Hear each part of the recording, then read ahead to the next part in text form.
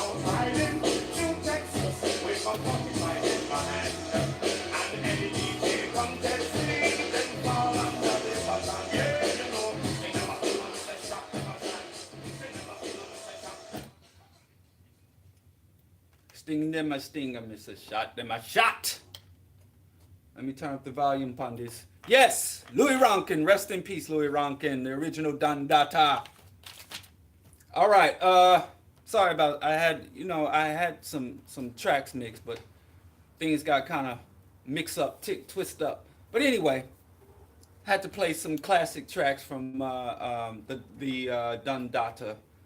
Louie Rankin, rest in peace. He died of a car accident last week, and legend. Now, a lot of people know him from his role in Ox and Belly, but long before Belly, he was a dancehall DJ. And if you didn't know this about Jamaican history, everyone loves the battle raps. Long before the battle hip hop scene, DJs, DJs in dance hall, we're doing battles, sound set, sound check, and different sound systems across Jamaica and Brooklyn, New York, because it's more Jamaicans in Brooklyn than in the island of Jamaica at this point. I'm pretty sure. I haven't done those demographics, but I lived in Brooklyn for 10 years, and let me tell you.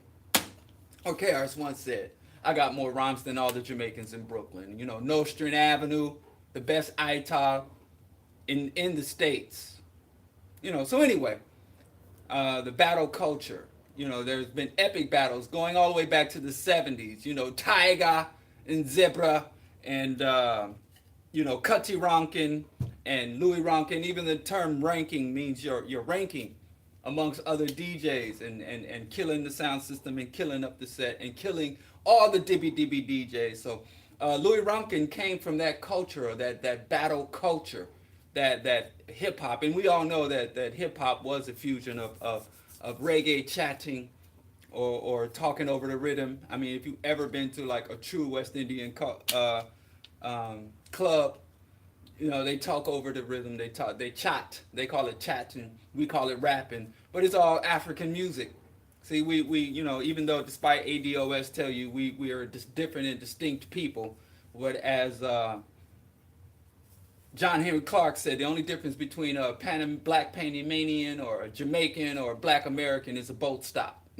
That's all that distinguishes us. And if we're going to allow this random boat stop predetermined by our oppressors to be our divining lines and our self-identification, then we lost before we even begin the fight. So anyway, all that to say, rest in peace to Louie Rankin. He left a good catalog of music, and now I'm seeing that now after his passing, people are rediscovering just more that he was more than an actor. He was a prolific roots raga reggae artist. But he's still, also he's from that era. No matter how much of a rude boy gangster, they always had, Mighty Jaja and Garvey. You know, they still have to reference, Pan-African and black conscious lines in even the most raga root song back in that era in the 90s. But don't ask me nothing about modern dance hall with people jumping off of the rafters and all that rugged aggressive pumping. I know nothing about that. I see the videos, but that's way beyond my era. I know 90s. I kind of timed out. I banged out in the 90s. But anyway, rest in peace to Louie Rankin, and shout out to all the roots and raga reggae artists for your prolific. Anyway, good to be back. I've been away. I had some scheduling conflicts. I also had to. I actually injured my shoulder, and I had to go get my first MRI, which is weird because I used to actually be a radiographer. I did CT, fluoroscopy, MRI, and standard X-rays for many years, but I had never received an MRI. And I used to put people in those tubes, and first time ever being in one. So, how the turntables have spun. So, I got an MRI, and they said it's not a bad injury, as painful as it is. and I have limited range of motion. But anyway, I've been working. King Dita gave me these clubs to twirl around my head. So I've been working on and off with the clubs, not as consistent as I should be. But now I will now because I was worried about trying to work or do any type of self-therapy on the shoulder because I didn't have a full diagnosis of what it was. But they said it's not because my first examination, they said it was a rotator cuff tear that would have to be fixed by a surgical procedure. And we're beyond that now. So we've ruled that out. It's not, they said it's a slight puncture. So it's nothing severe. I'm going to be getting some physical therapy that I have to schedule, but I can't do that because I'm heading out of town today actually. I'll be in Kansas City, Missouri. I'm leaving today. I'll be in Kansas City over the weekend, and I won't be back to Chicago till Tuesday, even though Monday there's a huge labor strike, and there's going to be a huge march on City Hall. I'm not sure why the labor unions and the park unions, and I think the CTA, three major unions in Chicago, will be converging to march on City Hall on Monday. When everything's shut down, the mayor won't be there, and none of the administrators, rulers, governors, bureaucrats that run our lives will be there. But I guess something for only it's going to be a slow news day, so I guess they're there more so to get their message out or to show unity as opposed to really disrupt the system. Last time the teachers went on strike, I actually was at their rally, and I went to their march on City Hall, and we marched not just to City Hall, but we marched around City Hall, and there was a lot of good speeches and confronting the system, going head to head against ROM. In fact, one of the biggest challengers to ROMs and one of the biggest reasons ROM didn't have as much power and as much leeway to accomplish his anti-people agenda here in Chicago was because of the militant resistance of the Chicago Teachers Union. But I would have to say, unfortunately, as I have observed with a lot of labor unions, a lot of times the union itself, the identity and legacy of the union, is much more militant than the actual union membership. Most people that are members of union don't really have a grasp of labor history or class analysis. And I do blame the unions because most people think that a union is strictly about job security, maintaining job security, as well as making sure their benefits are level up in the proper manner and workplace environment. They don't understand that labor union is actually truly about politics, the controlling the means of production, and labor union was supposed to be a stepping stone towards worker ownership. That the labor union was a temporary compromise between the ownership class and the worker class, and the labor union was supposed to unite the workers so that the workers can take ownership of the industries in which they work and produce. Because labor unions understood that the wealth of the nation was produced by the people then, and that the capitalists, the ownership class, appropriated the labor of the working class, and that was essentially theft. But labor unions got bought off, and labor unions purged, because labor unions were actually started in this country by communists, by anarchists, or anarcho-syndicalists, by dyed-in-the-wool socialists, and other non-aligned radicals. The labor union was started by what would be called today terrorists. Labor unions were started and founded by terrorists and atheists.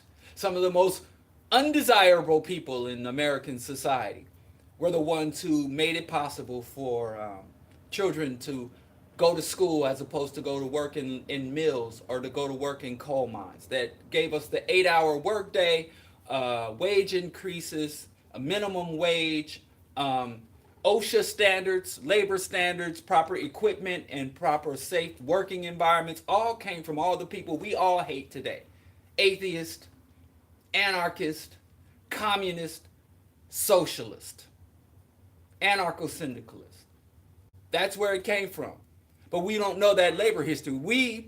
Today believe that our well-being comes from the generosity of capitalists. that these hard-working, moral, upstanding, brilliant geniuses called capitalists have bestowed on this society through their benevolence all this affluence, all these wonderful Walmarts and all this wonderful fiat currency to buy all the wonderful stuff at Walmart came from the capitalist. And that is because the capitalists own the media, the capitalists control the education system. So US, even though the United States, more so than any other country on this planet, had the most militant and violent and bloody and deadly labor struggle of any industrialized nation.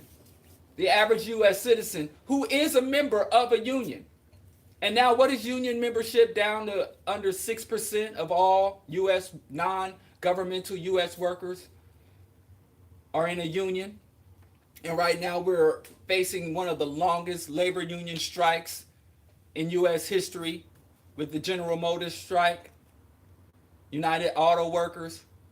And most members of a union know nothing of the history of unions or what unions have done for them. And everything that we attribute to capitalism, that capitalism has brought the average workers the ability to buy a home and make sure you send your child off to college and make sure your child does better than you.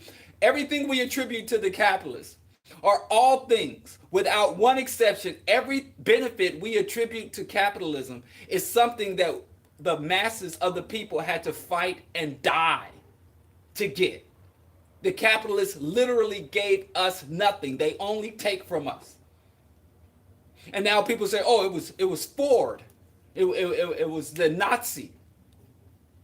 Henry Ford, who paid his workers enough so that they could not only work in his factory, but buy his cars. After doing a hard day's work, you could take that money home and buy a car and buy a home.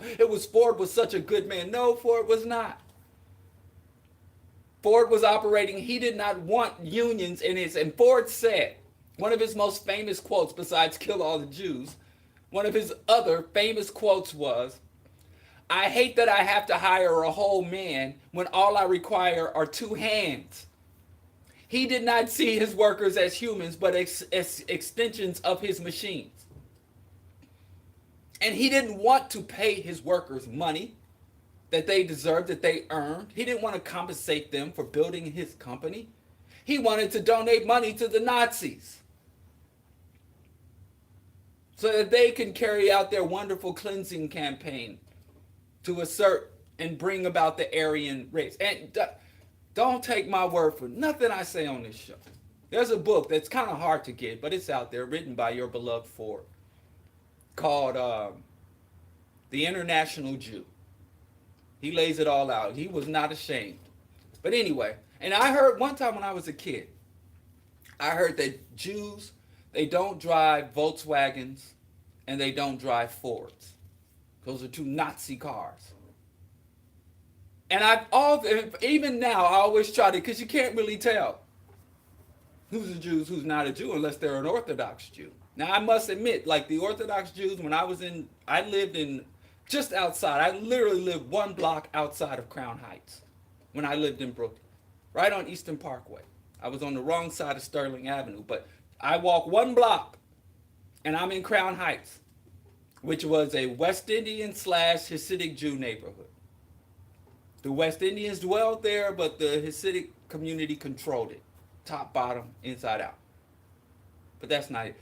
I wanted to see it. Do they drive Volkswagen? And I never saw them, but they kind of use communal. But anyway, that's an old rumor. I don't know if that's true. Maybe if someone of the Jewish faith could tell me if this is true. That's an old rumor I heard that Jews, especially the Volkswagen, because Hitler personally commissioned the Volkswagen Beetle. And actually, that was my very first car, was a 1968 Volkswagen Beetle.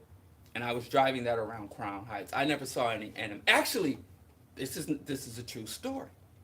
One time, my car was parked, and there was these two Hasidic giants, and they were jumping on the bumper of my Volkswagen Beetle. like they stepped on it and was bouncing the car up and down. And I walk out and like I'm ready to throw hands. I'm ready to restart the Crown Heights riots.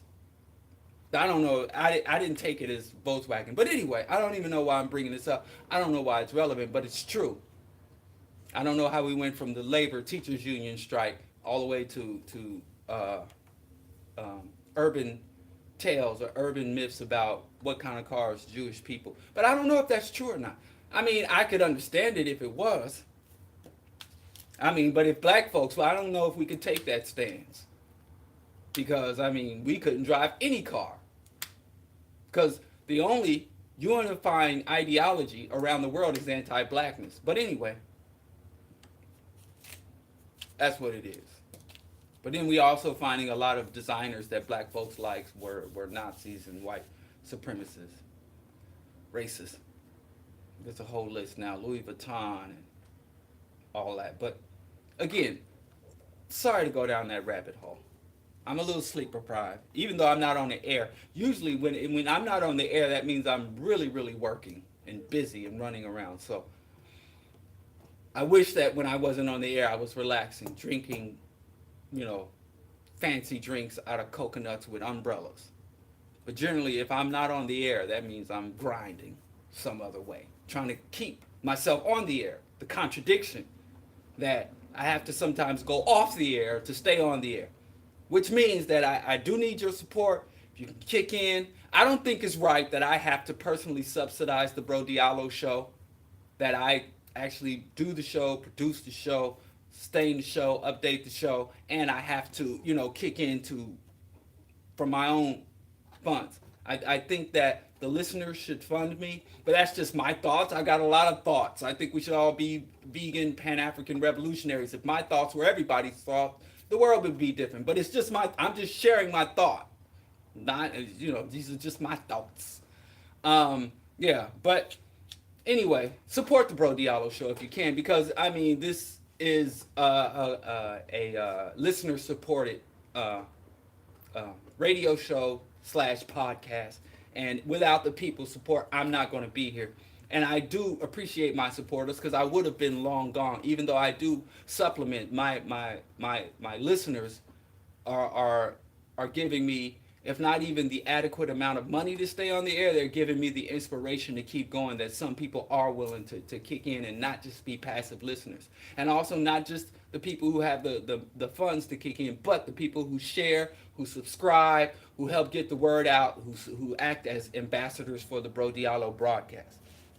Anyway, let's talk about what we actually came here to talk about. But anyway, I'll talk more about the march.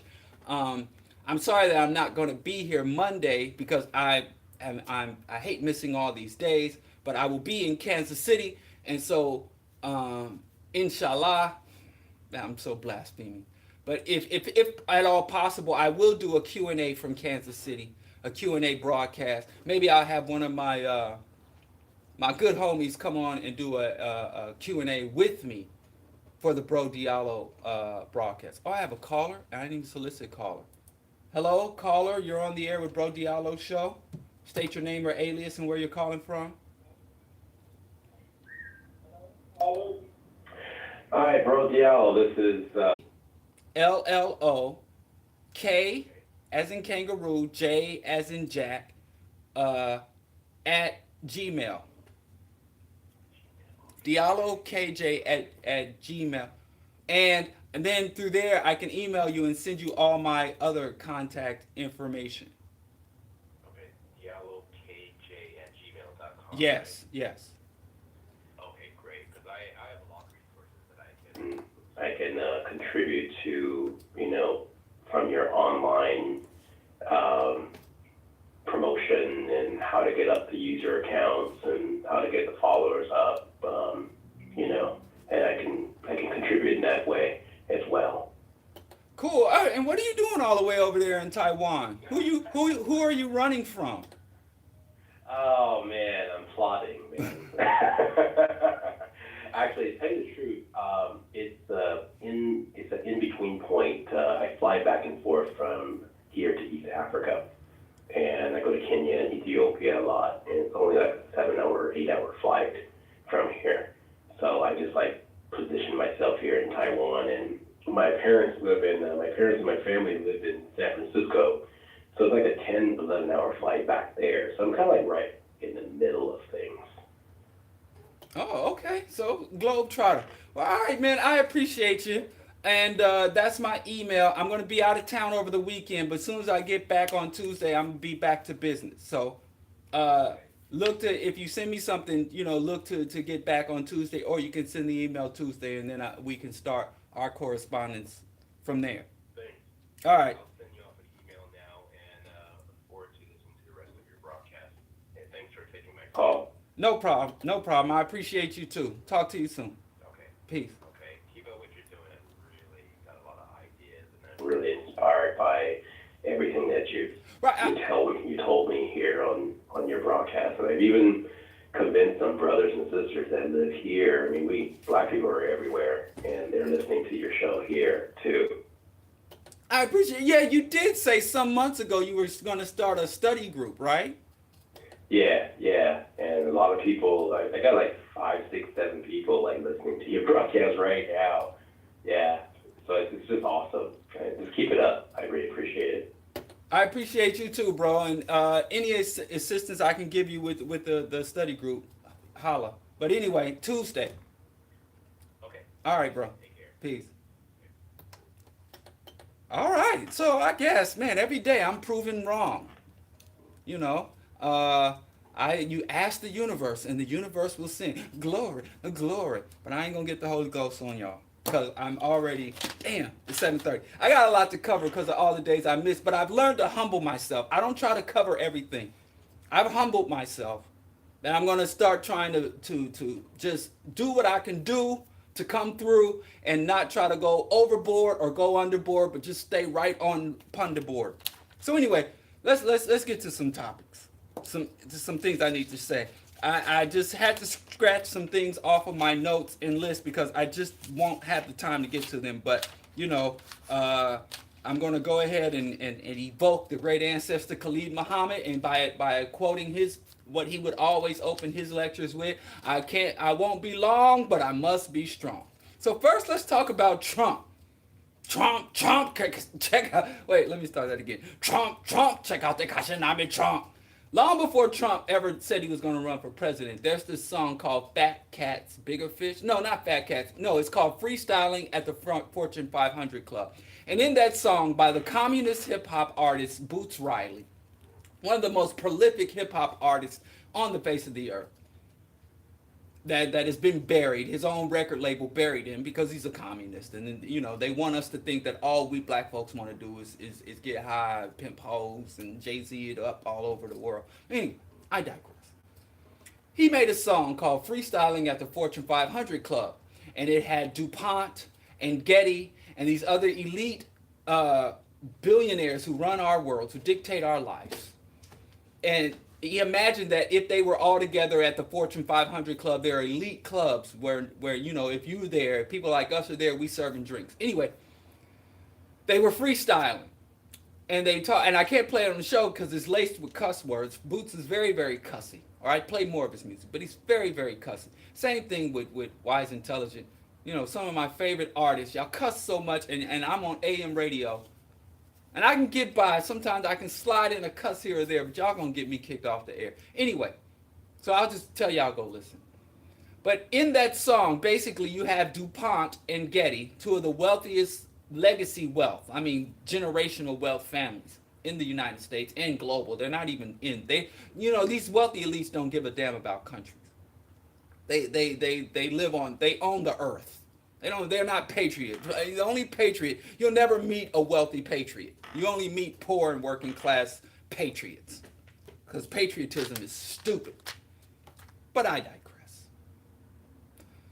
In that song, DuPont and Getty both spit a freestyle about how wealthy they are and about how they control and start wars and profit and steal resources. And about everything from imperialism to militarism to dehumanization and using people as puppets and sex slaves.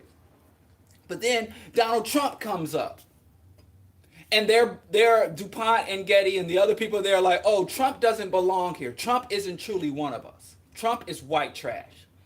And so since DuPont and Getty did a hip hop freestyle and they wanted to show that Donald Trump was out of it, Trump comes up and is like, oh, I hear you guys are freestyling, let me get in. They're like, who let Trump into the Fortune 500 club? Who let him in here? He's not even one of us. He's a pretender to the throne. But Trump starts to do a freestyle, but he does a reggae freestyle. And it's like, Trump, check out the Kashanami Trump. I'm on Donald Trump, you hear about me, all my last wife, you come and try to take my money, she want, all she want. And he basically freestyles about how his wives are trying to get his money. And he's, Trump, check out the Kashanami Trump.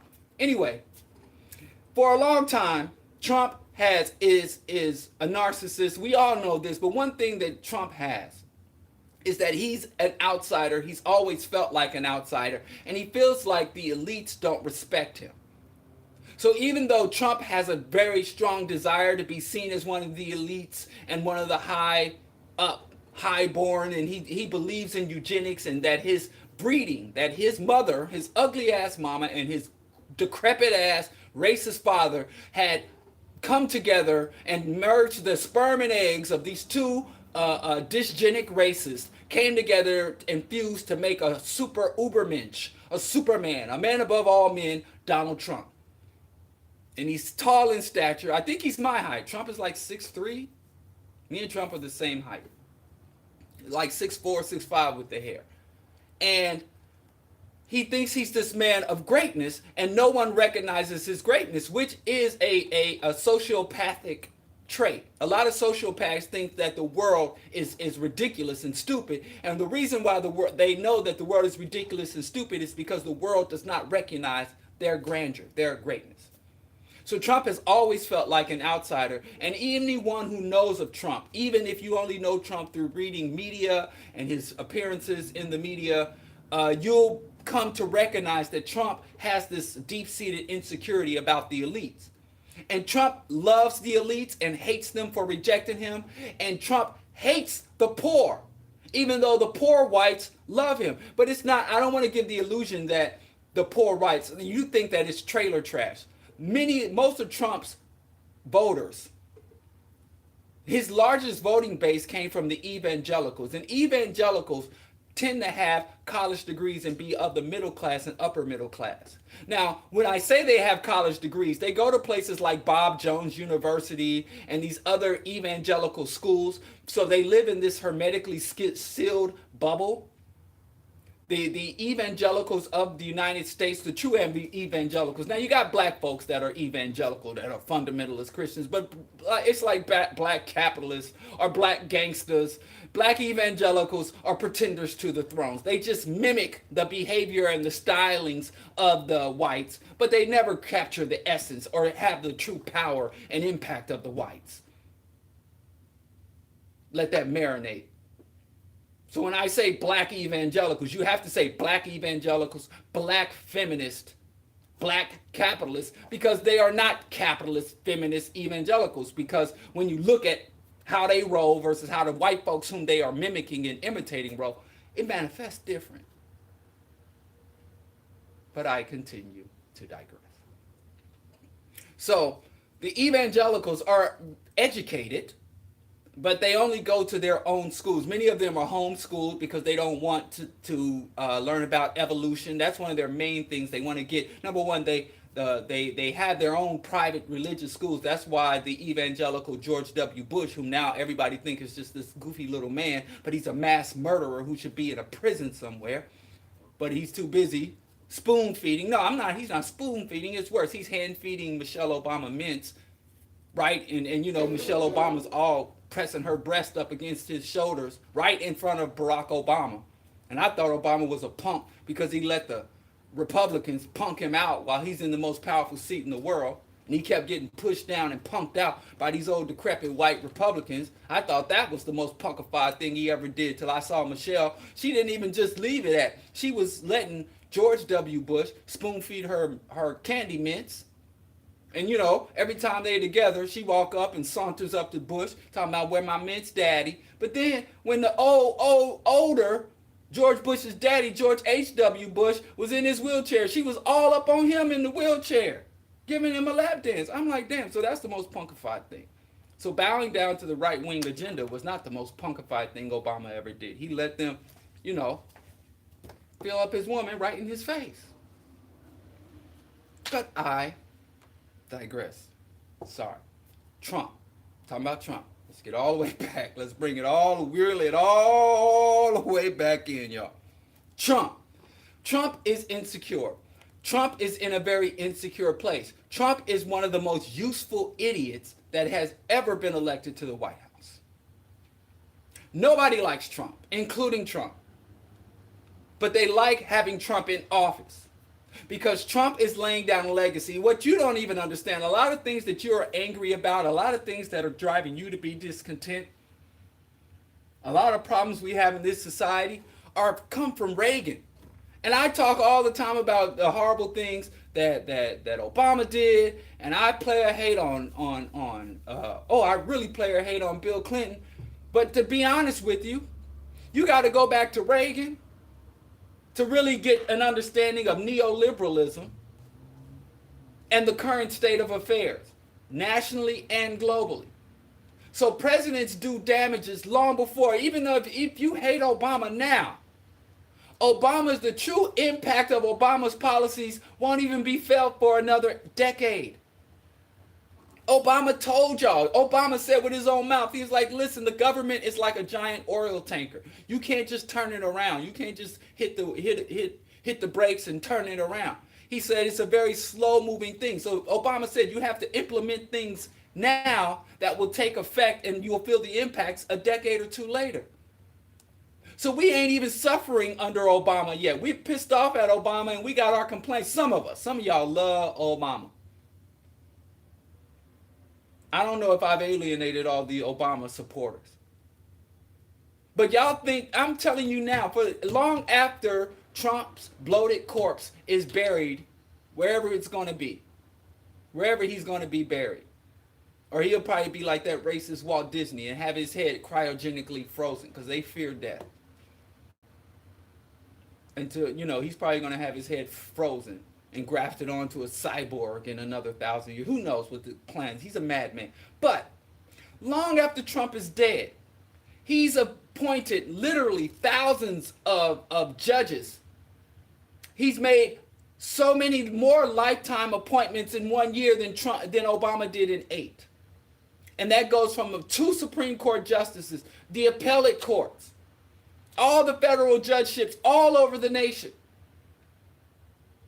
And then he's put people in these positions who have him, these acting attorney generals and acting secretary of state who haven't secured Senate approval, but they're making lifetime appointments under there. So we've got, what he's doing is infesting the federal government, all federal agencies, and the full executive branch and the judiciary.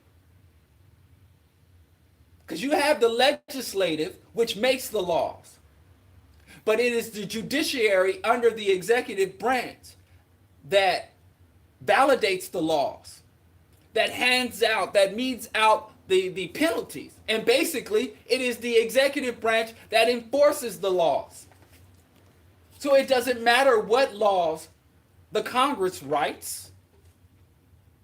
If you control the judiciary, and this is what the Republicans knew this way back in the 60s.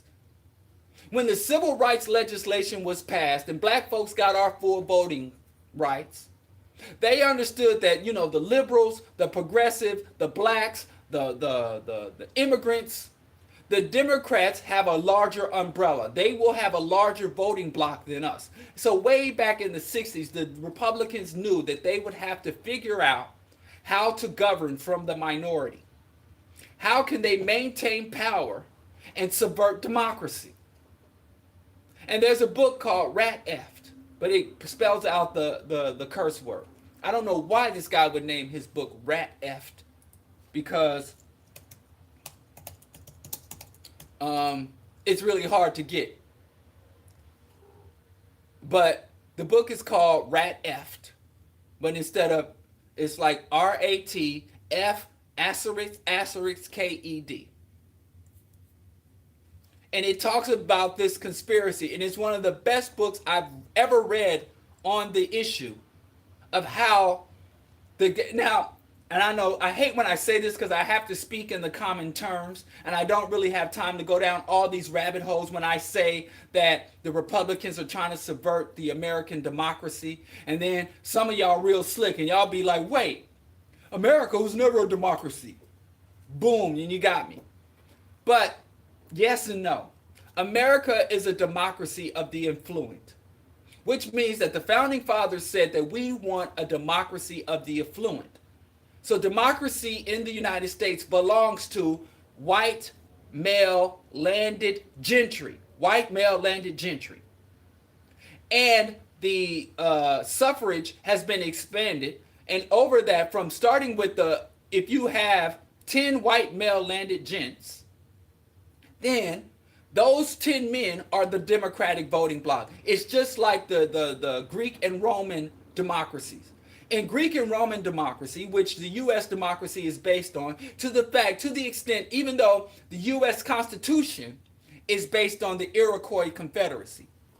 And I don't know how deep I can get in this, but anyway, the Greco-Roman governance is what the true essence of U.S. democracy. To the extent that if you go to Washington, D.C., I've been there, if you go to Washington, D.C., and you look at the architecture, some of it's stolen from Africa. And there are African relics. But though they didn't steal the relics from Africa, they did not mimic Africans. They mimicked the Greeks and the Romans who mimic the Africans. So people go there and say, oh, that's African. And that there are scholars who will take you all over DC. Dr. Ben used to do this and show you all of the African roots to American democracy. But that's not really true. So if somebody steals your car, and then they come to me, and then they give your car to me. Now, in my mind, I would say I got my car from the person who stole the car from you, and I might not even know the guy stole the car, but I probably did, because if the guy was selling me a $50,000 car for a $10 crack pipe, then, I know, but I don't know. I could feign ignorance. So anyway, if you look at the architecture of DC, it's all laid out in Greek and Roman Gothic, the Doric columns and the architecture and the grandeur of DC. It's all supposed to be a replica of the Greek and Roman empires to show the forums and even the layout. It's all Greco-Roman. The structures, the Washington Monument. Now, Greco-Roman is nothing but a bastardization of African. So everything you find in ancient Greece and Rome, you can go to Africa and find that. So yes, I know. But the founding fathers didn't say they were replicating Africa. They were replicating their white ancestors by stealing and enslaving. So the Greek and Roman democracies were not for all people. They were only for the white, landed, male gentry. Now, other people have gotten into that democracy. Like women got the right to vote. Well, black men got the right to vote before white women. But black men did not have the opportunity to exercise the vote for almost a century after they got the right to vote. And same thing for black women. But, it's a messy thing. All that to say, Republicans realized that in order to maintain when they say they want to make America great, they want to go back to a nation ruled by the white, male, landed gentry. And by land, they meant wealth that held property. Now, land can be defined as stocks, bonds, means of productions, patents, and copyrights are more valuable than land now in the information economy. Intellectual property is more valuable than physical property in this fictional fiat economy, but that's a whole nother show. All I'm saying is the Republicans have Trump in office because Trump is to maintain the system of a democracy of the elites, where the elites don't mind fighting with other elites. They enjoy it. They like to fight each other. They like to fight each other economically, politically, socially. They even like to raise armies full of poor and working class people and have wars. And if you read their writings on warfare, they're like, war is the health of the state. They write about the fascists. I don't care if it's Germany. I don't care if it's Europe. Or I don't care if it's America. The elite white men think that wars are grand things. So they love to fight each other. Nothing one elite man loves to do more than confront another elite man and have a clash of wills and triumph of the will. It's all in their rhetoric and literature. But one thing they do think they should not have to do is fight with me and you. They don't think they should have to fight with women of any class. I don't care if you're a highborn woman, if you're a wealthy woman. They don't think that they should have to fight with women, and they don't think that they should have to fight with the lesser races. It should be no debate, no challenge, no competition. They think that they should rule us and have absolute autocratic authority over all lesser beings. God gave them dominion over all things, all the air, the land, and the sea, and all creatures that dwell on the earth. And yes, according to their ideology, black people, even Asian people, all non-white people are creatures that dwell under their scope. That's why I always tell y'all racism has always been about power, not proximity. We so focused on segregation and integration that we forgot to get power. A whole nother show. But I'm just trying to let you understand that even though these people absolutely hate Trump, they want Trump to remain in power because Trump is setting up through the judiciary, through federal appointments, through non-sanctioned, non-approved, because all top agency chairs must be approved by the Congress. But when there is a gap between the approval and the appointment, they have acting. So before Bill Barr was ratified, signed off on by the Congress, he was acting attorney general. But Trump is like, why do I have to go through approval? I'll just put him in the acting position. And while they're in that acting position, they're making all these radical appointments. And if you know anything about a federal employee, they're quite difficult to fire. And what also happened when Trump took office, many lifelong federal employees in many agencies like the EPA and the Education Department under Betsy DeVos, many of the lifelong bureaucrats, they bounced. They left. They resigned.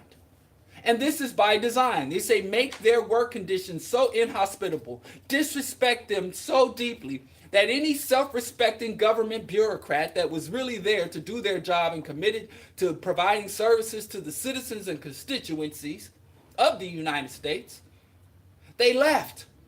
And then they go and get these evangelical nutbags that come out of the Federalist Society and they put them in the office. So what you're going to find out is, even if you get to elect Elizabeth Warren, Bernie Sanders, or we get more Ocasio-Cortezes and Ilhan Omars into office, and even if they're able to pass all these reforms and grandiose legislation, you'll find that they're not going to be executed right because you got these right-wing fascist racists in the bureaucracies, in the several federal agencies that carry out the laws. They'll be there. And then you'll have these judges who will strike down any contest that comes from the bottom up. All these righteous grassroots organizations that will go to court to fight for their rights or for the rights of the people, these supposedly impartial judges will be striking them down left and right, up and down, sideways. And what that's going to do is people are going to say voting doesn't matter, so the masses of the people will disengage from politics. And this is the conspiracy that they're carrying out to return America to its true intent. The United States was never supposed to be a true democracy or a democracy as carried out by the Iroquois Confederacy, or the rule of the people, the demos that occurred in other regions. The United States was supposed to be a Greco-Roman democracy, which means the only people who are allowed to engage in execution of power are white, male, landed gentry. So when that happens, you have democracy. So when you say democracy, yeah, that is a Eurocentric or Western democracy. You can't even truly say democracy because there's been several forms of democracy. Even under African monarchical systems and African tribal systems, there was democracy. In Native America, there was democracy. In the Pacific Islands, there was democracy. In China, a little less so. They had more authoritarian autocrat. In the Eurasia, You got to put the Eurasia, parts of Eurasia, they had feudal systems. But in many parts of the world, you have what Marx called primitive socialists, but you can't have socialism without true democracy. So you had primitive democracy according to Europeans and according to Marx, and primitive democracy, but in Western or Euro democracy, we shouldn't even say American democracy anymore. We should say Western democracies so that we understand it never included us. It's not even a contradiction for the Republican Party to rob and purge voter ranks and make sure that black folks can't vote and that it's not a democracy. And we like to say America was never a democracy. No, America was never meant to be a capital D democracy. America was always set up to be a WD, a Western democracy, or a Greco-Roman democracy. And that's why Trump is in office, even though the people who put him there hate his freaking guts. Every day, Trump gets up, takes his Adderall, or snorts his Adderall, adjusts his wig, and he goes and sits in the Oval Office, and they give him stacks of paper to sign. And on there is a list of judges and appointees from the Federalist Society that the Koch brothers, that the Heritage Foundations have hand-selected for him, and he just signs his little scribbly signature. Signs away, sign. So for the next 40 to 50 years, because some of these guys are in their 30s. Some of these guys are in their late 20s, early 30s. And you ever see people be in office? You know, my own congressman has had cancer and all kind of other ailments. He's literally deteriorating. You know, I don't like being in the room with my congressman because I feel like, you know, I don't want to have to be the one to get this man mouth to mouth because he always looks like he's about to fall out. People don't leave them jobs. It's good work. Clarence Thomas been in that seat for over 30 years. Ain't never nobody talk with all the corruption and conflicts of interest. So they're going to be there. So impeaching Trump, the damage is done. He can do more damage. I support impeachment. I don't think he should have ever been elected. But then again, I don't think Hillary should be elected. It's kind of hard. It doesn't really mean, don't be like, wow, you know, because don't be impressed when I say impeach Trump. I think Obama should have been impeached. I think Obama should be tried for crimes against humanity. So thing with Bush and go all down the line. They're all criminals. But I digress. Anyway, you'll notice that here's another thing about Trump that I hate to say this, but you'll notice that the Republicans in the Senate support him hands down, and Congress, no matter what he does in the Senate and House of Representatives. No matter what Trump does, he supports him. But there have been very, very marked times in his administration where the Republicans have banged on him and jumped on his head and went off on him and publicly criticized Trump. So you know when the Republicans are attacking Trump, you know Trump is doing something good. But the problem with Trump is Trump always does, whenever Trump does something good, it's for the wrong reason. It's for the wrong reason. So it's like if you see a woman standing out in the cold on the bus stop in a snowstorm, and you pull up and give her a ride, that's a good thing. That's a noble, charitable thing. But if you're giving her a ride because you're a serial killer and you're going to take her to your lair and kill her, so you did the right thing for the wrong reasons, for insidious long-term purposes. So if you're standing there on the outside and you see this noble citizen pull up and say, hey, woman, it's cold, get in my truck and I'll give you a ride so you don't have to wait out in the cold for the bus. You'll be like, oh, that's a noble thing. But you don't see what happens when the corner's turned. So a lot of even black Trump supporters are really stupid because they'll hear and see Trump do the right thing. But they don't look at what happens when Trump turns the corner. So you have black people saying Trump acknowledged that black people don't get a fair shake. Trump loves talking about how bad things are for black people in America. And he asked black people, what have you got to lose? So he told black people, get in my van. The Democrats leave you out in the cold. The Democrats, your communities are a mess and drug and crime infested and sick, despicable conditions. Get in my truck. He even said, and those immigrants coming to America, taking your job. Black men in Chicago have an 80%, on the south side have a 60 to 80% unemployment rate in some districts, and you don't have jobs. And they're in mass incarceration. Even the Republicans are talking about mass incarceration, and they're going against drug enforcement. Because with their libertarian values saying we shouldn't criminalize drugs. We need prison reform. And they're saying, black people, get in my van. And most black folks are like, nah, I'll wait in the cold. I'll risk pneumonia. I'm waiting on this bus. I'm not getting in your cracker van. But there is enough, tragically, there's like 6 to 8% of black men who jump in that van. Kanye, Don King, some very, very prominent black men are hopping headfirst in that van. But some of us are still like, even though you don't get in the van, you're like, oh, that's a good deed. And applaud Trump, like Trump's right on this one. But Trump is going to turn that corner. But that corner don't get turned until maybe he's out of office for 2-3 years. And then you get the backlash. But anyway, here's one of those instances where Trump is doing the right thing for the wrong reason. Trump told U.S. forces to withdraw from Syria. I agree with that. That is a wonderful thing. Actually, that's one of his few, because Trump has literally not checked off any list on it of his campaign promises. I'm an idiot, and not only am I an idiot, I'm a nerdy idiot. So when the political races, I pay attention to the platforms and the campaign. I actually go to the RNC, Republican National Convention, and the DNC, and the Democratic National Conventions, and the individual politicians' websites. And the first thing I look at is their policy platform, their proposed or active policies. That's what I always do. And I go and see what they propose, what they are doing or what they intend to do. That's what I do in my spare time. Between video games and ranting online, I'm looking at platforms. So anyway, Trump has accomplished nothing he said he was going to do. Not one thing. He did some things that he never said he was going to do, but we all could have known, like the tax cut. He never announced the tax cut for the rich, but I mean, I'm not shocked that he did it. But anyway, Trump has done nothing, Nathan. But he did say that he was going to end these stupid, unnecessary wars.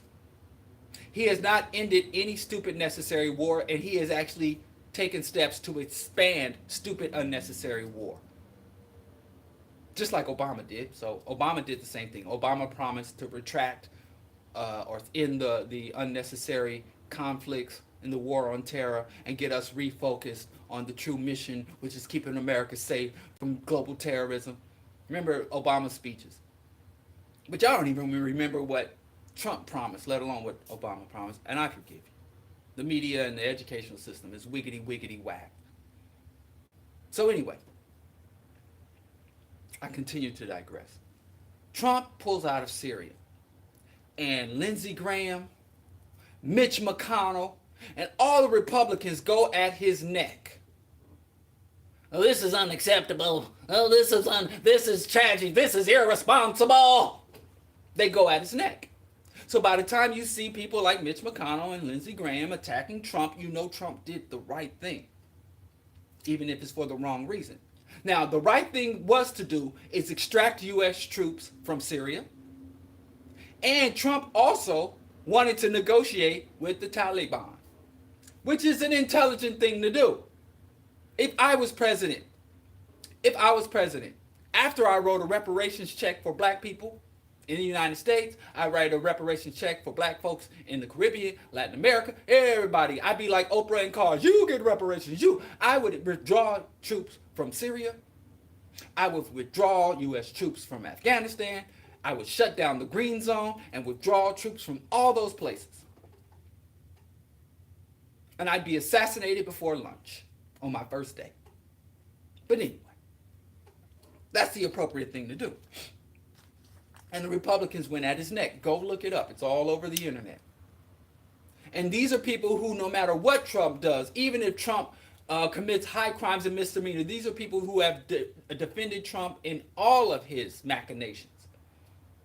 But there's only a few minute times where they said this. When Trump tried to negotiate and withdraw troops from Afghanistan, and the Republicans attacked him, and he backed off. I thought I thought Obama possessed him. He punked out so fast. I'm not going to meet with the Taliban. I'm not going to talk to our enemies. And so he wants to withdraw from Syria. But the problem is, and now they want to use the Kurds, pretend like they care about the Kurds. And the reason they don't want him to withdraw from Syria is because if they withdraw from Syria, Syria has been ravaged.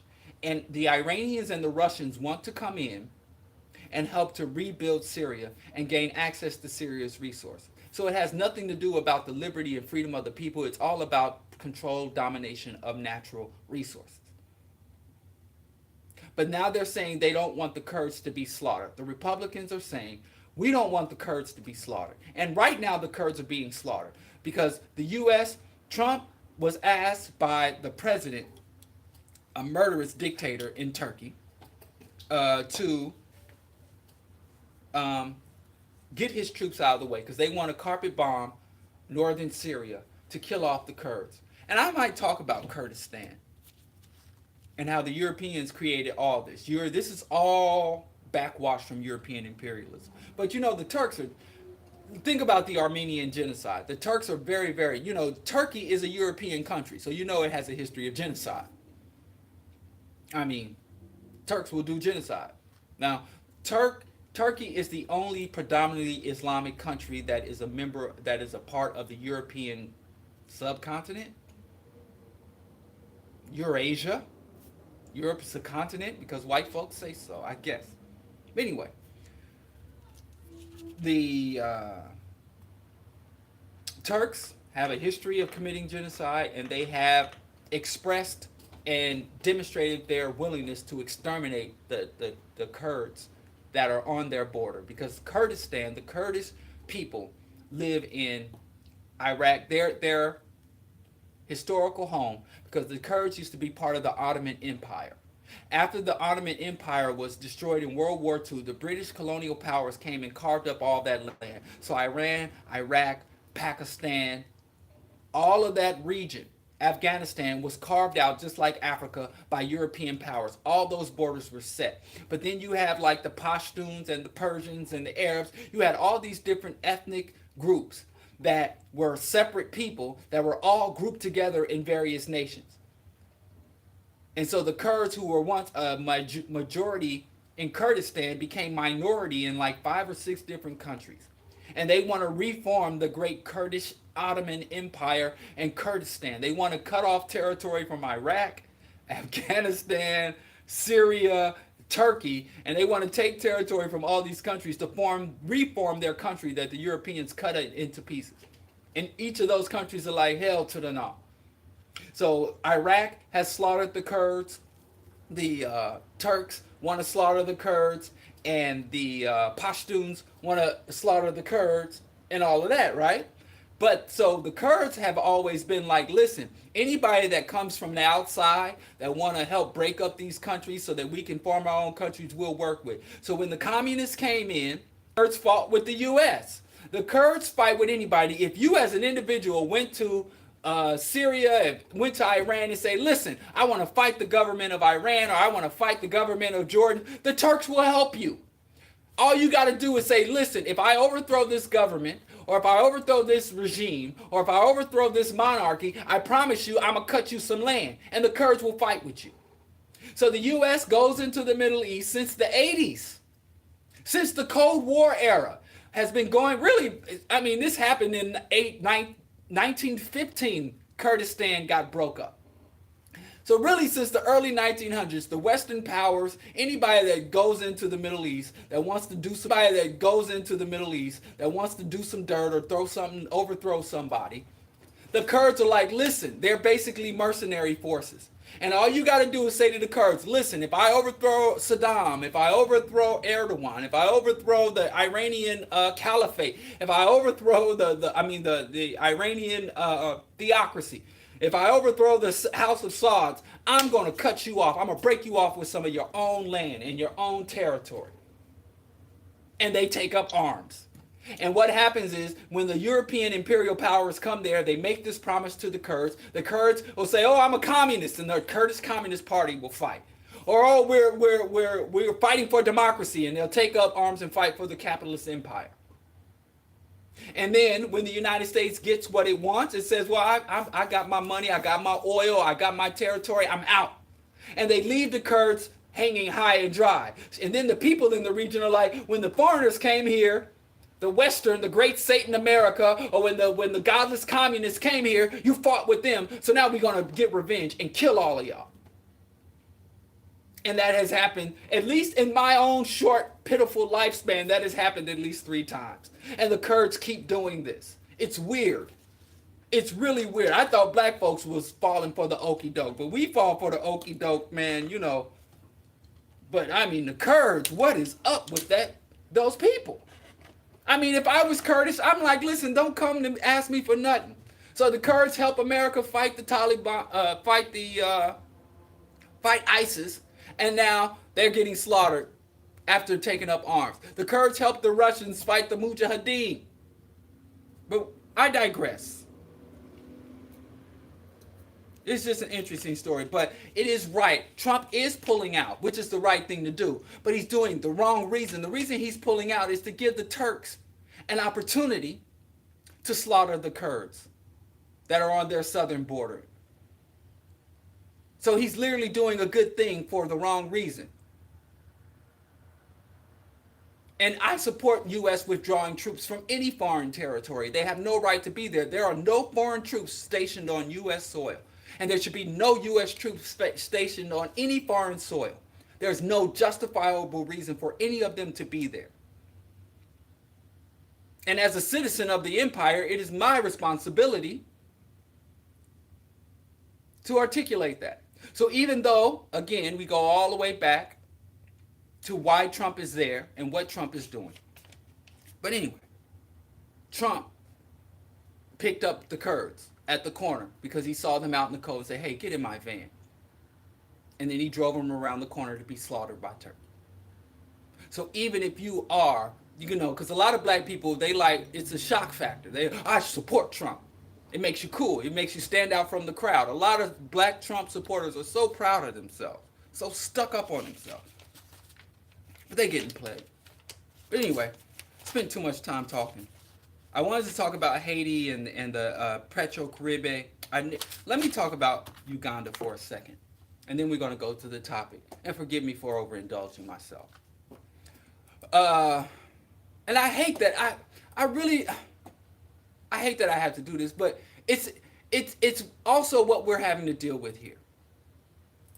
But let's just deal with this. I'll try to get with this in 5 minutes or less. Uganda announced that it has a kill the gays bill. The nation of Uganda pretty much has issued the death penalty for homosexuality and homosexual acts. It's the kill the gays bill, and it was nullified due to foreign pressure from the West and other African countries, and say, listen, you can't be executing gay Africans.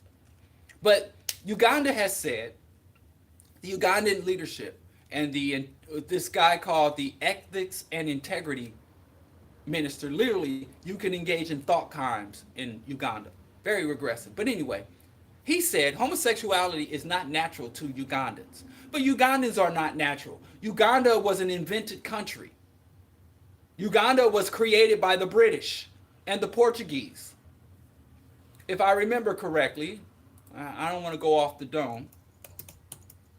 So I got brothers and sisters all the way in Taiwan listen to me. So what is a Ugandan? A Ugandan is a person invented by European colonialism. Let's see. I just want to pull this up. Uganda became an independent country in 1962, but it was formed in 1894. Uganda first came into existence in 1894. Now, Africa is tens of thousands. African history and African human occupation of the continent goes back hundreds of thousands of years. This country ain't even, hell, Uganda is barely older than I am. My grandmother is older than Uganda, the official nation, when it became an official nation. Barely older than Uganda. It became the true Uganda as we understand it in the 1960s. Decolonization. United States, which is a new country in 17, is older than Uganda. So Uganda itself was formed by Europeans, the British imperialists. Its official language is English. So you want to talk about Uganda and Africa? Okay, fine. But he said Uganda, homosexuality is not natural to Ugandans, but Ugandans are not natural to themselves. But I digress. But there has been a massive recruitment by gay people in schools, and especially among the youth, where they are promoting the falsehood that people are born like that. The country's ethics and integrity minister, Lakodo, told the Reuters Foundation. So the gay agenda in Africa. Now, if that's the case, generally when you're making this accusation that someone is trying to turn your children gay, or that they're professing they're born gay and they're not, all you got to do is present your evidence. That's all I say. I would like to see the evidence that Ugandan children are being recruited by gay people. Shouldn't be that hard. And that people aren't, just give the evidence.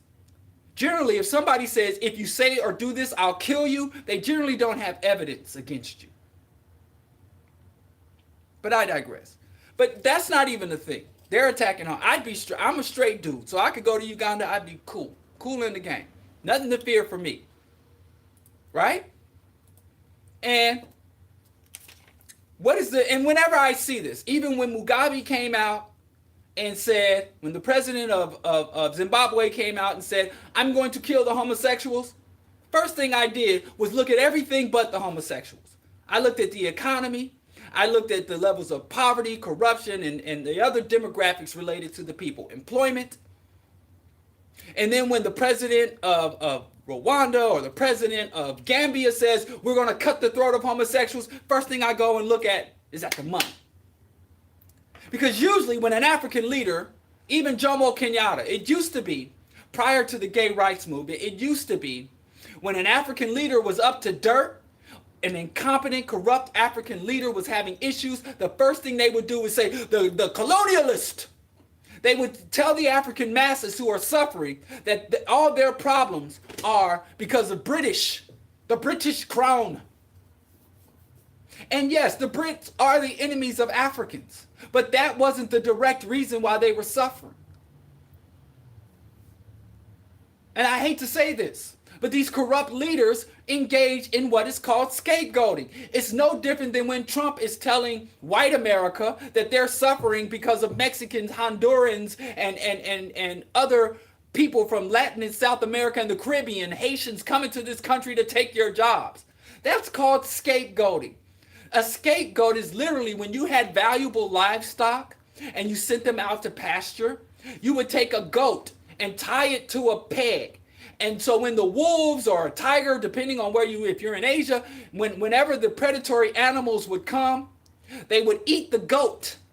And the goat would be, while the predatory creatures were eating the goat, that would allow the other more valuable livestock to escape. So if I value camels or cows or oxen or mules or other sheep more than this scapegoat, and the scapegoat was usually the weaker animal.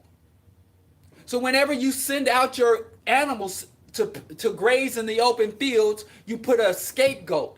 And then you would tie up the scapegoat. And when the scapegoat is screaming, meh, meh, I'm getting eaten alive, and the bell's ringing, all the other cattle, and the farmer can save his other cattle. That's what it stands for, escape-goat. Which means the scapegoats allow for the elites to escape the consequences of the poor and working class people. So African leaders in the post-colonial or the neo-colonial era always come with this rhetoric. Jomo Kenyatta used to always talk crazy about the white man. Oh, the whites come to our country. They're not going to ever rule Kenya. Kenya will never be colonized again. Kenya will always be free. Any white man step foot on my shores and I'll cut his throat. And the Africans will be like, yeah, he's defending us from the white man. And at the same time, he's defending you from the quote-unquote white man. His hands are in your pocket. He's the one robbing you. He's the one taking funds and not doing infrastructure, not building hospitals, doing dirty deals with the same white man he claims he's going to defeat. Mugabe for years talked the same thing. But it's easier to use, when you use the white man as a scapegoat, it's tricky, it's scary. Why? Because the white man just might pay attention and sanction your ass. He might assassinate your ass. So the African leaders had to do this delicate dance of denouncing the West and denouncing the white man, and then getting on their private jets to go to Switzerland to deposit their money, or get on their private jets to go to France for a vacation, or get on their private jets and come to the Americas and beg the World Bank, the IMF for money. So it was a delicate dance. But now these same corrupt African leaders don't have to do that dance of criticizing the white man, because number one, criticism of the white man is hella legitimate. So it's kind of hard to use a powerful scapegoat that could kill you, that you serve. And they'd have to always reassure the Europeans, listen, hey, I'm not, look, hey, you know I'm just talking, you know how I feel, you know I love you, baby. So that was the game after corrupt post-colonial African leaders.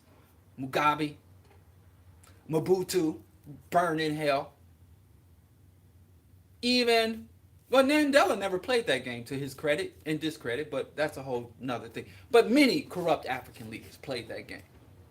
And North African Arab colonial leaders run that same hustle. So anyway, whenever I see a African leader telling African people he's going to protect them from something that is not truly an immediate threat to them, I start to look. And many people accuse me, hey, I've been said that I'm part of the defending the gay agenda, and I'm not offended. I'm not a defender of the gay agenda. I'm really not. What I am a defender of is rationality, evidence, truth. If you give me a rational, evidence-based argument, if you give me some evidence that there is some insidious, a bunch of gay people are got together, gay Ugandans are together and united based on their sexuality to do harm to Uganda, I'll be there right next to the Ugandans saying, yeah, you know, kill the gays then, because the gays are engaged in a plot against all of the Ugandans. But I've never seen evidence of this. And as many people who scream and holler that this is happening, I don't know what it means to say homosexuality is not natural. I don't know what the hell that means to Ugandans or to Africa. Ain't nothing natural about Africa or Uganda. Are we going with nature? What the hell is nature? Are shoes natural? There's a lot of unnatural things. So I don't understand the nature argument. And look, I'm a tree-hugging vegan. You know, half the items in my closet say natural. 99% of the items in my food cabinet say natural, but they're wrapped in, you know, coated cardboard and plastic. What the blood clot? I don't understand this concept of natural. So I just dismiss when people say it's natural or unnatural. I kind of dismiss it. Now, what I have to know is it harmful? Is it toxic? Is it polluting? Is it pathogenic? Whether it's natural or not, that's, you know, medicine isn't natural. Healthcare isn't natural.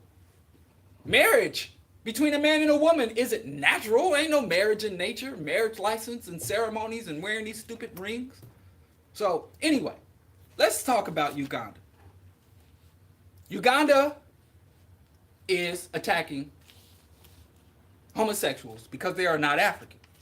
But when you look at Uganda, religion, because Uganda is saying, hey, we're African, so we don't play that gay stuff. I respect that. 85% of all Ugandans are Christian. Is that African? Is that natural?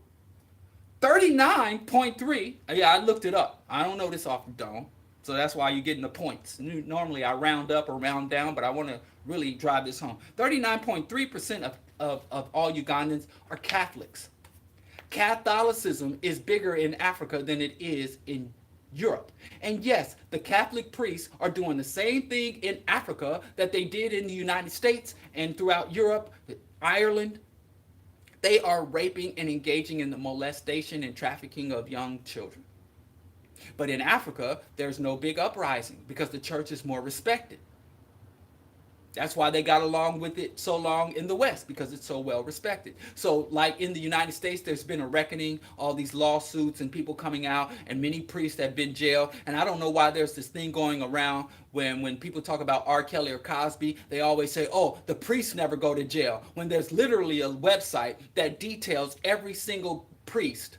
There's a detailed website, and I have to get the URL, but there's a detailed website that shows, you can Google molester priest or whatever, but they detail every single priest that has been accused, and it charts where they are in their case, whether they have just been accused with no official charges, accused with charges, how they pled guilty or not guilty, whether or not they're being prosecuted, if they are being prosecuted, whether they have been found guilty or innocent, whether they're going to get a judgment, and it details and literally hundreds and hundreds and hundreds of priests have been defrocked and convicted and imprisoned in the United States alone. But there's this myth that said, oh, the priests have been molesting kids and nobody's doing anything about it. And I see online people are like, oh, they're doing nothing about it. And I'm like, and I was sharing that link all the time, like, yes, they are. You know, they are doing something about it. I don't think they're doing enough. I think they need to dismantle and outlaw the Catholic Church. But again, I'm an extremist. Don't listen to me. Yes, listen to me, but don't listen to me. Listen to me, please. So anyway, Ugandans have said nothing about the ravages. And 14% are Muslim.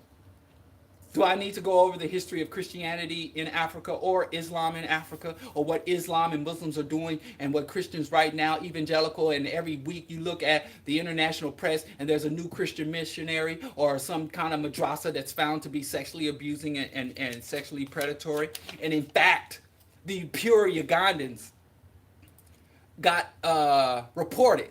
The Ugandan ministers were accused of promoting sex tourism with curvy women beauty contests. And more than 1,000 people have signed an online petition calling on the tourism ministry to abandon the pageant and apologize to the public. In Uganda, the tourism ministry is advertised, added curvy women on the list of tourist attractions. Literally, if you get a brochure saying, come to Uganda, we have curvy women, right? And guess what? Because of lack of opportunity, a large segment of Uganda's young women turn to the sex trade because of lack of other employment or educational opportunities.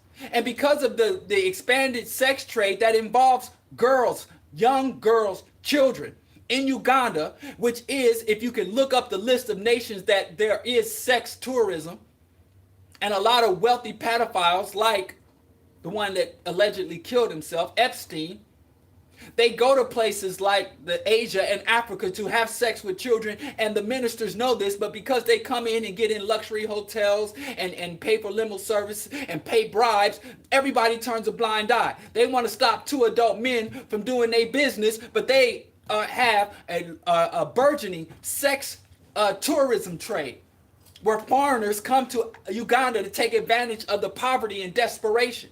And because of this, 50% of all people identified as having AIDS or HIV or any other sexually transmitted diseases, 50% of the people afflicted with those sexually transmitted issues, 57%, are young girls. 57% in Uganda. And Uganda is doing nothing in terms of investment. The vast majority of the healthcare comes from foreign charities. And we all know those foreign missionaries, those foreign charities, what do? What do they do in Haiti? What are they doing in Kenya? Molesting. UN aid workers trading food for sex. Sexual exploitation in Uganda.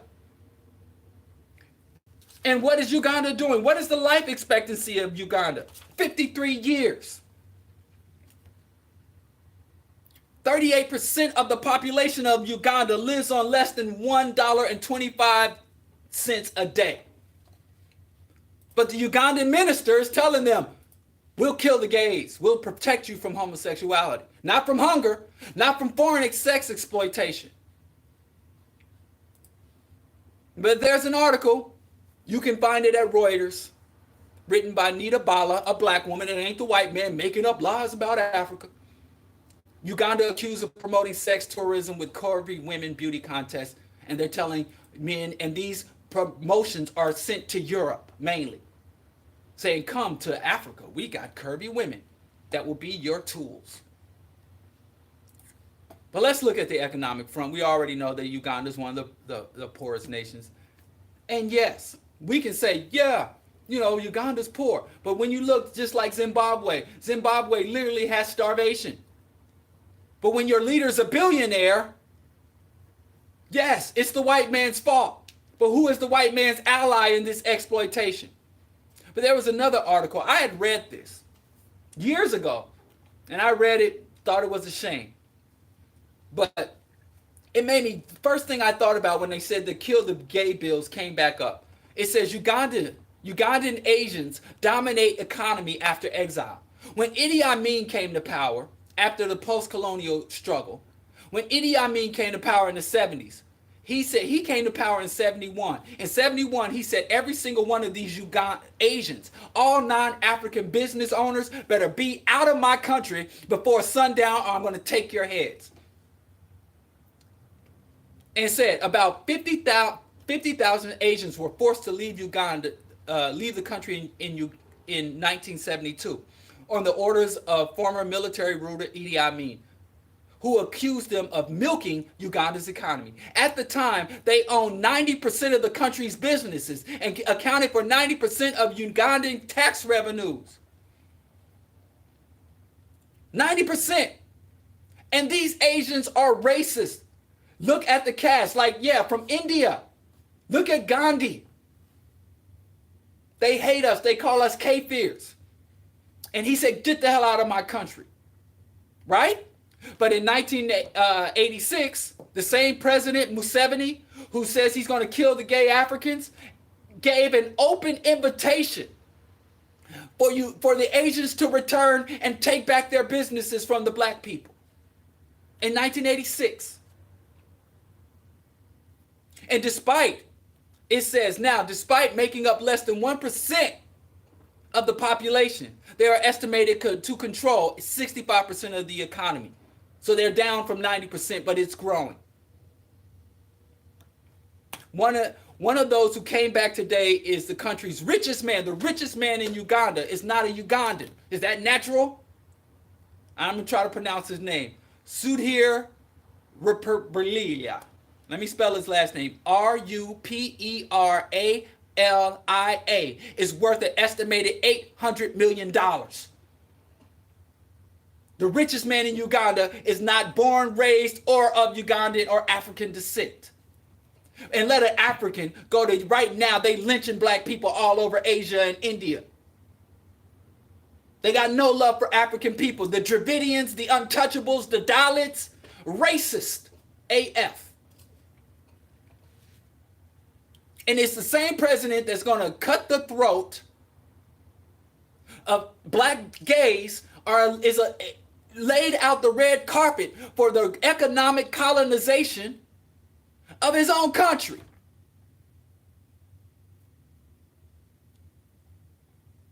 But y'all really think this is about the gays? You think Museveni and the Ministry of Tourism and the Ministry of Ethics give a damn about the gays? No. It's called scapegoating. I'm not even going to go into child prostitution, through the roof infant mortality rates. And they let everything from Christian religion to foreign racist people control their economy, and Christian religion to run the school system and indoctrinate their children.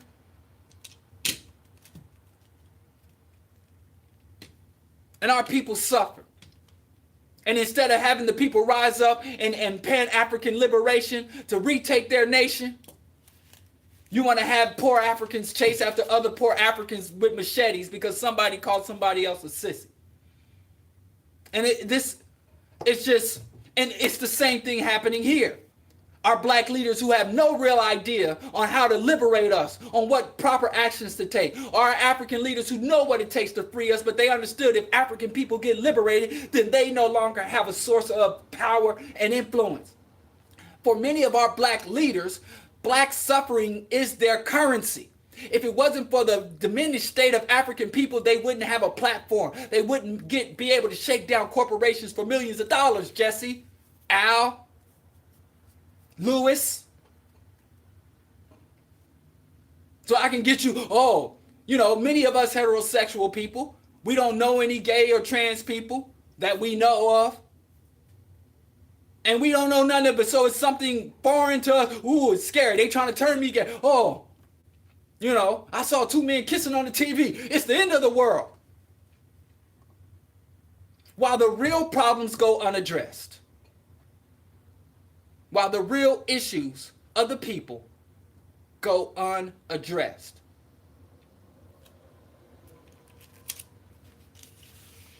Instead of putting resources to protecting African Ugandan women from the sex trade,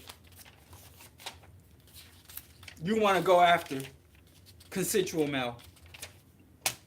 Anyway, I'm just saying, when you see this, when you hear this, understand. And then, of course, Museveni will say, the United States will, we're against that. Even though the United States is currently literally in the Supreme Court right now, trying to deny civil rights protections for gay people, saying that making it lawful for gay people to be fired for being gay. They will still go to foreign Africa and say, condemn Africans for their homophobia. And they will say, we're so enlightened and so much more advanced than those primitive Africans. At the same time, trans men and women are murdered and commit suicide. And so the hypocrisy abounds. But then when the United States denounces Museveni gets to go to his people and say, see, I protect you and America is against me because I'm for the people. And then at the same time, he's doing back deals to sell his people out. At the same time, he's pretending to be enemies. I call you this WWE politics, where our enemies pretend to be enemies of our enemies, but they're truly friends with our enemies. You know how wrestling goes. They in the locker room, hanging out, doing steroids and sniffing coke, and then they come out and pretend to hate each other for our entertainment. Then they go back and count the money together that they got from us. WWE politics all over the black community and Africa. So, what do you want from me? I digress. I guess time's getting short. I want to wrap the show up today and talk about, what did I say I was going to talk? I overindulged myself. I admit it, and I apologize, but I'm not sorry. Did you know that? I just found out you can apologize and not be sorry. So I apologize, even though I'm not sorry. But today is called Gangsterism, from the streets to the precinct. And I don't even want to talk about this because I think this is something we should already understand. I don't even want to deal with it. I shouldn't have to deal with it. But I have to deal with it. I got into a big fight because on social media, I had to listen for months, every day round the way, black people talking trash about 6ix9ine. Now, if you shared a meme, I think the memes about 6ix9ine snitching are funny. How 6ix9ine is snitching and telling everybody's secrets. How that meme where 6ix9ine is pointing out where's Waldo and putting his finger on Waldo. I'm not saying you. Yeah, it's funny. He's a public figure. He's a celebrity, and it's fun to make fun of our betters. That's what the peasants always did. The peasants would sit around and gossip. Instead of overthrowing the monarchs, they would gossip about what's going on. This duke is messing with that duchess, and this king is sleeping with the wife of this lord. And we'd sit it around our little fires in feudal Europe, because that's how we living now. We're serfs. We're peasants at this point. No real power. We could have power, but we don't exercise power because we don't move as a class or as a collective. So we're peasants. Anyway, we've all the poor, wretched people have always made fun of in secret and whispered about their betters, about the elites, about the wealthy, about the celebrities. So I don't have a problem with that. It's something we will always do as long as we have these class divisions. So until I overthrow the capitalist system and do away with class divisions and hierarchies and set up a pan-African socialist anarcho state, so be it. I accept it. But there's another segment of the black masses that don't just make fun of, gossip, and snicker about 6ix9ine, but they express genuine outrage that Takashi 6ix9ine is snitching on the 9 Trey Bloods.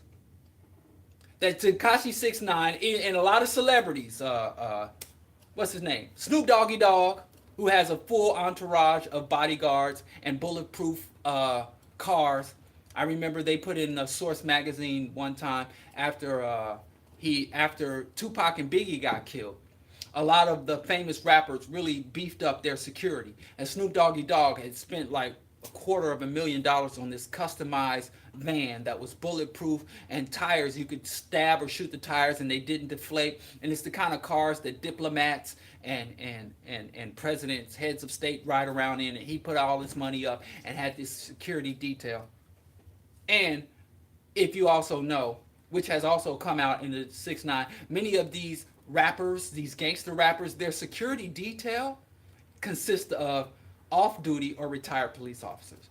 But they talking about F the police and non-snitching. But I digress. Or 2 Chainz, who was robbed in the street, and immediately after 2 Chainz was robbed in the street, he fired his bodyguard, his head of security. But they want to talk about not snitching, G-code, street, hood, blah, blah, blah. And so these people, I asked them, how is 6ix9ine snitching on the 9 Trey Bloods harming the black community? No one answered that question. And I had been talking about how it is kind of weird that all these black people are expressing their fondness, their support of, or validating the G-code, condemning 6ix9ine for snitching. Now, 6ix9ine was doing true harm to the black community when he was out here flossing diamonds and gold chains and putting out degenerate, hate-filled murder music, misogynistic murder music. He was doing true harm. But when he was doing the true harm to the community was making him a multimillionaire. His shows were selling out. Every time he posted a video, it would get millions or hundreds of millions of hits. He was at the top of the billboards. And that was the time we should have been condemning him and mocking him and shunning him. But that's when the community embraced him. Every video he has, his videos are still up. There are 1 million black folks in there waving their arms. But then when he became a snitch, which I would probably say him atoning for his crimes and that's when everybody was mad at him. So I don't claim to understand this. I'm sorry to tell y'all, every poor black kid that grew up in the hood was not in the streets like that, was not thugging, not criming, not gangstering. How do I know? Because I came up in the project, never flipped a brick. Never flipped a brick, never bust my gat. Well, I shot a gun, but never in my life have I ever pointed a gun at another human being. And that's something I'm proud to say. So I kind of suck even if I knew how to rap. I never shot nobody, never flipped a brick, never pointed my gun at anyone, and I'm proud of that. No, nobody wants to hear that. Y'all want to hear the opposite of that. But even though most of the rappers that are so gangster, including Takashi, they've lived my life. Because the vast majority of poor black people are not criminal, they're not predatory, and they don't prey on and exploit other black people. Even me, when I was out doing crimes, I would go steal from corporations. I would steal food and other items from corporations. I would never go. We had a little neighborhood store that's probably still there. I'm going to have to see. I'll be in Kansas City this weekend called Mama Dale's. And Mama Dale's was these 2 old crotchety, mean, they were mean. This old mean black lady and this old mean black man. And Mama Dale's. And they had video games back when they used to have arcade games and they had ice climbers. And me and my homie Rip T, Terrence, we would play that video game for hours. And even well after school started, we'd be sitting there playing ice climbers. The video console. Trying to beat that game. And I never once stole one, not even a piece of penny candy out of Mama Dell's, because that was a black family-owned business. I was an ethical little thief. But even in that, it was not affiliated with any type of organized crime. So the majority of black folks, regardless of rap music tells us, don't engage in crime against the people, because those are only true crimes. To me, if I take something from Sears and Roebuck, that's reparations. That's right. I'm part of the reason Sears went bankrupt. Now let me stop front before I get myself. I'm 6'9" in myself. But anyway, let's get back to it. Black people were genuinely enraged by the fact that Takashi would snitch. And he's repping. He need to do the time and keep his mouth shut. No snitching, blah, blah, gangster, gangster, gangster. And I did not understand this. And I said we as a community should not support, endorse, or validate the G Code or any manifestations of gangsterism. So I was going out speaking about gangsterism. And because I acknowledge that I am anti-gangster and anti-gangsterism, that I do not support the G Code, and even after the murder of Nipsey Hussle, people were saying for a gang truce. And I said that gang truce don't work. Within my lifetime, I don't even have to go from my childhood. Since I graduated high school, there have been at least a half a dozen national gang truce. The first gang truce that I saw, because I was in Brooklyn, New York, filling out my college application during the Rodney King riots. Because after that summer, after the Rodney King riots, I started my freshman year at SUNY Downstate, State University of New York at Downstate in Brooklyn, Clark Avenue, big up. I started Clarkson, not Clark, whatever. I started my freshman, and there was a gang truce from Rodney King. And then after the Baltimore rebellion, there was another one. There's all these gang truces.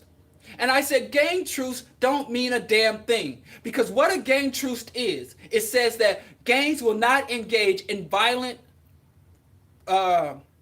retaliation against each other. Guess what? Violence between gangs is only one of literally dozens of criminal activities that gangs indulge in. Why do gangs shoot each other in the first place? Because they want territory. They want control of territory. For what purposes? Distributing guns, drugs, prostitution, extortion, racketeering. There used to be, back in the day, there used to be rings of auto theft too. Gangs used to do, but cars are, I don't know what they do now, but I remember back they used to tilt cars. And all the gang members in just regular hoods in the hood would carry these screwdrivers, and they would get in, break down these cars, and they'd have these chop shops. That was a big thing. I don't know if the chop shop and that still goes on like that, because cars are a little harder with GPS and electronics, they're a little harder to flip cars. But back in the 90s, when I was a kid, that was a big thing. So what a gang truce does is allow for gangs to carry out their criminal activities. What they basically say, okay, all the lines that we identify, your territory, your identified territory, we'll stay there. I'll stay in my identified territory, and we'll continue our predatory exploitation of poor black people behind our defined guidelines. A gang truce does not end drug selling, weapons distribution, the trafficking, and systematic rape of girls. Every gang, I looked it up, every single gangs, the Blood, the Crips, MS-13, their role for women. Women are used to traffic drugs as sex objects and as means of revenue through prostitution. And in order for a woman to get in on the set, if you want to join a gang and you are a male, then you have to get jumped in. Between 3 or more other gang members will fight you in a fisticuffs, and you have to endure the fight to get jumped in. For girls, they don't have to endure that brutality, but they have to sleep with 1 or more members of the gangs, depending on their ranks and the gang's tradition. Girls are literally sexually raped, or what we call in my day, ran a train on a woman. And that was happening. And several girls, the first thing that would happen is that everybody in the hood immediately knew when a girl was affiliated with a gang, she had a train ran on her. I still consider it rape, but whatever. I digress. So, a gang truce only allows the gangs to carry out their predatory criminal activities without the fear of retaliation from rival gangs. So I said a gang truce really doesn't benefit the community. There is still death, exploitation, intimidation, and violence. What I say is if the gangs are really feeling remorseful because Nipsey Hussle died or Rodney King got stomped out, whatever causes the gangs to start to feel reflective is that there should be two things the gangs should do. Number one, a gang amnesty. Meaning they say, in this time of community mourning and suffering, we're going to allow any member of our gang to walk away hands-free without consequences. Because when I talk, when I work, when I was a block brother working with the Boys and Girls, working with the Stop the Violence Coalition, when I was working day to day with young black people like myself, really my peers who were in the things, and what my homies would tell me is, I wish I could get out of this. I really had no choice in joining a gang because, A, if I'm going to be able to navigate and maneuver through my community, I have to claim. I don't know any other options. Or I needed to make money to sell drugs, and I couldn't sell drugs around here without, being jumped in. I couldn't be a neutron. I couldn't fly solo because then they're a threat to me. So anyway, what a lot of young people in gangs says, I wish I could walk away. I wish I didn't have to do this. So for all the young men and women in the gang, if they were truly remorseful, they wouldn't call for a gang truce saying we'll stop killing other gangbangers and commit and carry out our other crimes with relative less risk. I'm still going to slang drugs to the community. Is gang amnesty. Number one, gang amnesty. To allow young black men and women to walk away without any retaliation or repercussions. And the gangs say the people who walk away, you have our solemn word that we will protect you and any other gang members that come for you as a result of exiting, they will have to deal with the remaining gang members. So gang amnesty and gang abolition, just like slave abolition. Now, I know there are a lot of myths that surround gangs. A lot of black folks have a lot of beliefs about what gangs are and what gangs aren't. Now, a lot of people also think that I understand gangs. I really understand the impetus. My oldest brother was Pomona Crip. I mean, he's not banging anymore. He's a quadriplegic because he was shot, and like Nipsey Hussle, by a member of his own set. Some of my best friends, have done serious jail time in the streets. And I admit I avoided it all deliberately and consciously. Even to the point when I was a kid, I'm like, I'm not buying no NWA records. I'm not listening to Ghetto Boys. I want nothing to do with the street. And I didn't wear, like when I was a kid coming up, starter jackets and Dickies. I didn't wear no starter jackets. I didn't wear no Dickies because even though that was the hottest clothing in the streets, I didn't wear no Nike Cortezes, or even, I used to love Converse. I even wear Converse All-Star now. It's one of my favorite shoes. Just seem real practical. Just my style.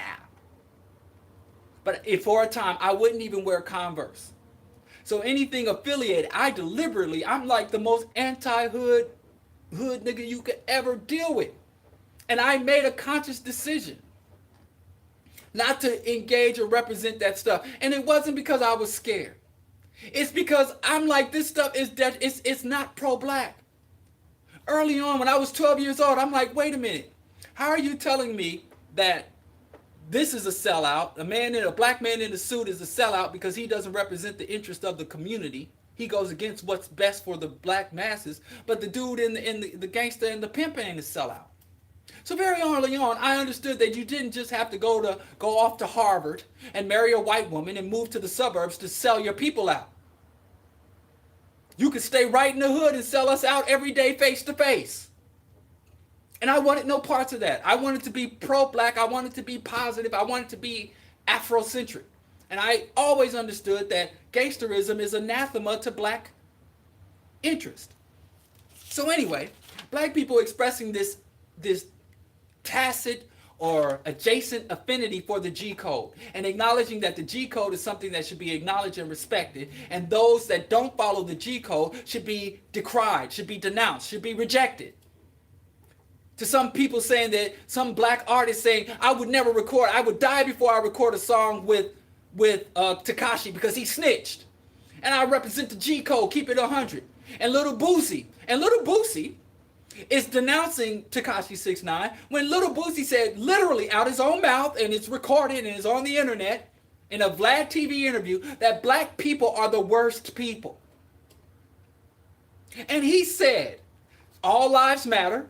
He said that it's black people are the ones dealing the drugs and nobody forced us to deal the drugs. He literally has right-wing Republican values. And that's another thing we fail to see about all these gangsters. 50 Cent, remember 50 Cent said that George W. Bush was a real gangster and his role model. And when there was the Vote or Die campaign by Puffy, he donated money. We found out that everybody from Eazy-E to Puff Daddy and all these other people who have this swagger, hood, street persona or made millions of dollars off of representing us that fashion, they donate money or even vote Republican. Because what you don't understand is that the gangsters have the same mentality, same value system, the same principles, the same methodology, and the same goal as the capitalist. Gangsterism is capitalism. They're one and the same. Even several white scholars like Michael Parenti literally has a whole lecture series called The Gangster Nature of the State. That the state is the original, is the true OG. And all other forms of gangsterism flow from the state. So the streets is not the source of street culture. The source and the true supplier of street culture comes from the state. That's why I said the G code and gangsterism from the precinct, which is the police precinct, to the streets. There is a symbiotic relationship between the police and the street level gangsters. There always has been, long before there was any black gangs. Back when the true gangsters were Italians, Jews, Bugsy Siegel and Al Capone. Back in the movie Gangs of New York, when the Irish and all these other population, there was always this symbiosis between police and gangsterism. And it's really ironic now that black masses believe that the cops and the gangsters are two opposing forces that don't go against each other. And then we feel like if we're against the police, we have to side with the gangsters. And if we denounce gangsterism, then we must be pro-police. That's what people call, oh, you a cop. What do you mean you don't support the gangsters? Then you must be a cop. I've been told that by several people. And I'm like, no, if you're a gangster, you're more likely to be a cop. If you go look up the biggest police scandals in U.S. history, because I did this research. And all of the large police scandals, one of the largest police scandals in recent history, because there's always been police, and right now there's a police scandal going on, was the Rampart scandal. Google it. And it's about police doing everything that gangsters do. Rob banks, prostitution, murder for hire, and they were affiliated with the Bloods. They provided security for Death Row Records. The Death Row Records, while they were gangstering across California, had cops, active duty LAPD on their payroll.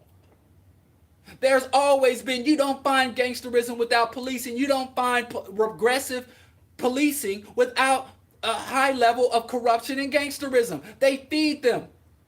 They feed into each other. So now it is very ironic to me that they've given this illusion that these two hostile forces that prey on the black community, the police and the gangs, that these two hostile forces are somehow against each other and on one of them is on our side. Or with some people selling the illusion that every black criminal will become Malcolm X. Or that the armed gangs will potentially become revolutionary fighting forces and fight for us. But we already know that's not true. How do we know? There's already been black communities that have come under siege and that had large gang populations. And the gangs did nothing to defend the community or even themselves. Look at Compton, California. Compton, California, the birthplace of gangster rap, was once 73% black and is now nearly 70% Latino. And it didn't become Latino by simple migration. The Latino gangs were the biggest committers of hate crimes against black people in California for nearly a decade. I meant to highlight this. Okay, here it is. Okay. Wait. No, that's not it. Anyway, I gotta find it now because I mentioned it. Latino gangs. Anyway, I'll come back to it. So I'm running out of time. Anyway, Latino gangs came to Compton and deliberately started targeting black residents and expelled black people. And the black gangs did not fight for the people. They didn't even fight for themselves. They packed up and ran out just like the rest of us. Oh, here it is. Researcher Martin Sanchez, Latino, so he ain't gonna lie on his own people, I guess. But it says, in many of these neighborhoods, Latino gangs had taken to attacking and killing random black civilians, turning themselves into the leading regional perpetrators of race hate crimes. They took, and where were the black gangsters? But anyway, I'm out of time. I'll come back and pick this up because there's a lot more I wanted to discuss on this topic. And now I want to talk about, because I'm not even condemning gangs. I'm not saying we should condemn or celebrate gangs. I'm saying the gangs are a reality in our community. Our people are in gangs. So if nothing else, we need to fully comprehend this issue, regardless of what you want to do about it. Whether you want to resist it, you want to join it, regardless of what you want to do with gangs, we got to know the truth about this and stop with the mythology. And because white people idealize their gang, even black gangsters, Haitian Sicilians, and Capone and Noriega. And so gangsterism is something we have to understand and comprehend, just like capitalism and all other isms.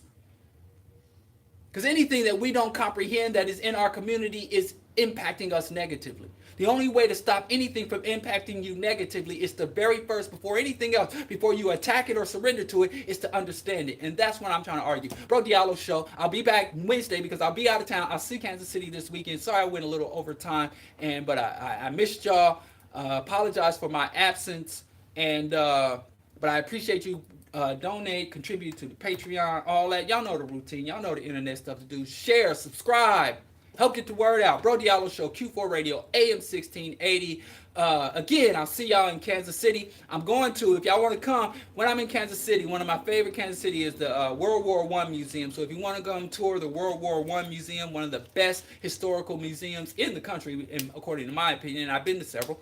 But anyway, so you can come holler. I know Rick T, my homie, from back in the day, my day one, we and him, he said he'd come to the museum. So, but if you're in Kansas City, Missouri, holla at your boy, Bro Diallo. I'll be there this weekend. Peace.